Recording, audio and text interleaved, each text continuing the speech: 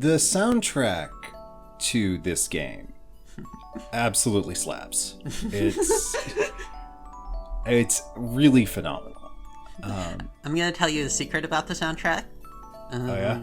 So, I honestly don't know jack about music creation. What I did for the soundtrack is I took a bunch of, like, well, not for all of it, but I took a lot of, like, freely available loops of music, and edited them until they were kind of what I wanted to use, and I basically assembled the soundtrack like Lego bricks for the most part.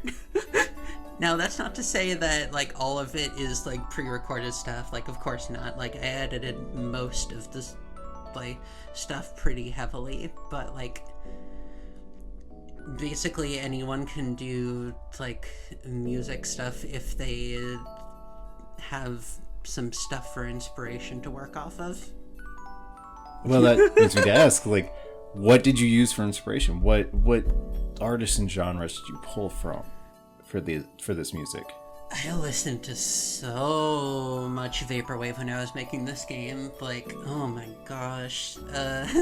Like, I really wanted to make a super chill 90s sounding, like, synth-heavy soundtrack to this game, because I feel like that would sell the tech nostalgia for 90s need for the soundtrack of the game, as well as being something chill that people can relax to while they mess around with an old computer. Like, and I felt, hey, Vaporwave does a lot of that stuff, so I might as well, like, use that in the game as, like, my primary inspiration. I took a lot of other inspiration from other genres too, like, kind of lounge music ended up being a big thing, like specifically using samples of Rhodes pianos and stuff in order to do a lot of the backing for some of the songs. But that was mainly because I was looking through various instruments and thinking, what would be a good fit here? What would sell that sort of chill atmosphere? And that's why I ended up with kind of a weird mix of Vaporwave and lounge music. What program did you use to sort of Frankenstein together these songs? I used Mixcraft. It's a kind of audio, like, composition tool. It's what I learned when I was first learning audio composition, and it's kind of what I stuck with because it's just what I know. So, on the characters, and I think we've kind of touched on this briefly, but how common would you say that Alice's experiences were with regards to other transgender youth in this particular time period? I mean, it's pretty evident that even today, a lot of kids in her age range are going through this same experience, and as was mentioned before, a lot of people in our age range. So I guess to clarify, like millennial age and Gen Z. Mm-hmm. What's it? Mm-hmm. Yeah, millennial age and Gen Z age are the two categories we're referring to here. So for millennials, how common would you say that this experience was? Based off of what I've heard from other people and just, interacting with other trans people, it seems to be extremely common. I will specify that a lot of the people who said that this experience really strongly reflected their own, more so grew up on the internet in the early 2000s, which is a couple of years different. The internet culture changed pretty radically during those first few years over time, but I still feel a lot of those experiences did carry over. So it sounds like it was pretty common, which I'm really glad about, because that means that we as a community have more shared experiences than we think, and that by talking about them we can feel validated by them. We feel like we are a community. We do have history. have stuff that we can all relate to and draw on for our future. When it comes to Sam kind of seemed like the deuterologist. She sort of follows the same journey as Alex does. But based on what she says, towards the end of the game, she's obviously dealing with different obstacles than Alex is having to handle. So how would you kind of contrast their various internal and external hurdles, and what obstacles would you say the two of them share? So when I was writing these characters, like, I wanted them to have a lot in common so that they would very believably be friends in their online social space, but I wanted them to have enough difference that when things finally do heat up, when conflict does arise, that they would approach those conflicts from different angles. Like, Alex is a person who has never even considered trans stuff before. Like, she is totally in the dark about this sort of stuff, so when she learns about it, it totally blindsides her, and she thankfully has people she can talk to in order to sort those feelings out. So she's in general a lot more open to the idea that something can be changed in her life for the better.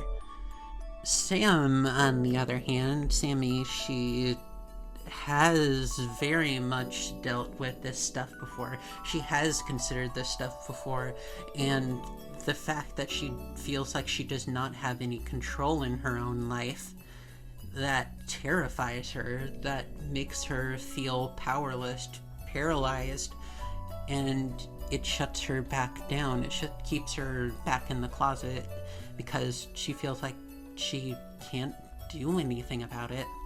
Like, I know that I was kind of both of these characters at different points in my life. The first time I learned about trans stuff, the first time I sort of realized, oh shit, I probably am a girl, was when I was about 13. Like, pretty early on, all things considered. And, like, the thing that made me not do anything about it back then was worrying, what if this isn't real?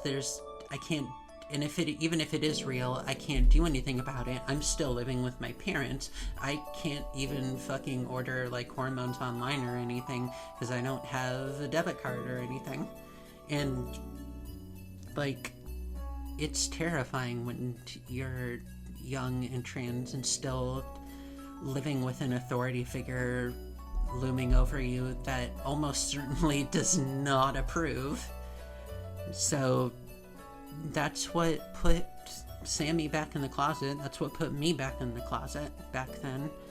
And I felt like showing a character who feels trapped by her circumstances would be a really interesting foil to Alex's character. Instead of basically the two of them both discovering this at the same time, it was Sammy had already known about it ahead of time and just not saw fit or not had the opportunity to discuss it with Alex until Alex was the one that brought it up in conversation. Absolutely. Sammy sort of arrived at the conclusion that if I don't think about this, if I try and ignore it for as long as I possibly can, then there should be no problem. And when Alex, who is Sammy's best friend, keeps bringing it up, like, she is terrified by having to confront those feelings again that she thought she buried for all that time. On the subject of Andy. And I know we mentioned this, but I can actually speak from experience here, having been in a similar position where Andy was, where obviously he's dealing with a lot of internal conflict and self-loathing. A lot of his self-hatred was externalized in his dialogue. So other than kind of being raised by a negative authoritarian figure and having that clear internalized hatred. What would you say his problems were? Okay, so even compared to other characters, Andy's backstory is much more subtle, much less obvious, I should say, and that's because I kind of wanted to tell a slightly different story, but with him I wanted to use his character for different purposes. But like the stuff that was there, like I feel gave his character enough like understanding, like gave his character enough believability in order to make his actions, while still reprehensible, at least make sense from where he's coming from. In the first day, one thing that you will notice if you go down a particular dialogue path, when Andy brings up the time that he and Alex were trying to swing over the fence at their like middle school and escape to go to the mall, and like when Alex says they got in a whole lot of trouble for doing that, Andy will respond, "Yeah, you should have seen what my old man did to me after that," or something along those lines.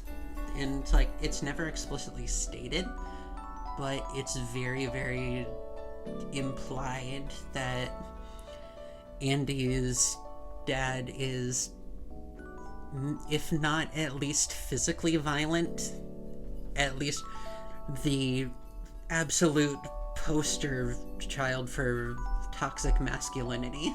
And that's where Andy learned it from. He learned it from trying to like not piss off his dad.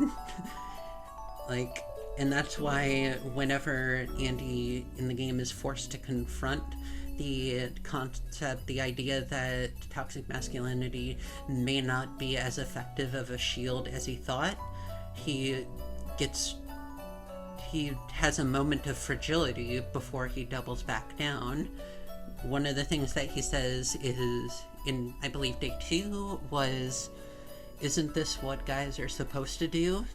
And if you don't learn this stuff, life will be bad for you later on. Trust me, I've learned that the hard way."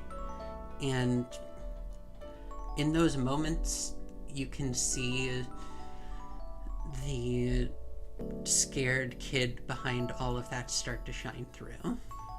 And that's kind of why at least I hope Andy's character works a little bit. I mean, he works as a not so much as a secondary antagonist, but as sort of a, I'm not sure what the literary term for that would be. Basically, just a character who exists to facilitate conflict, albeit unintentionally.